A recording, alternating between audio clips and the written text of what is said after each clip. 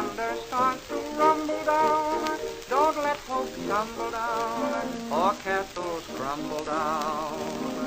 If the blues appear, just make the best of them, just make a jest of them, don't be possessed of them. At the risk of sounding rather platitudinous, here's what I believe should be the attitude in us.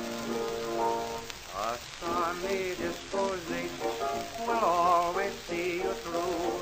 When up above the skies are blue instead of being blue, Mr. Trouble makes our faces grow long, but a smile will have him saying so long.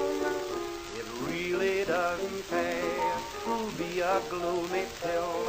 It's absolutely most ridiculous, positively still. The rain may pitter-patter, it really doesn't matter, for life can be delish with a sunny disposition.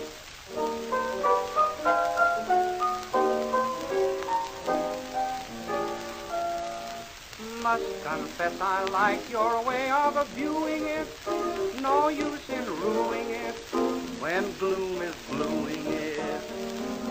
Taking your advice, the sad and weary all have no material to be funereal. It's a thought that they should all be swallowing, my dear.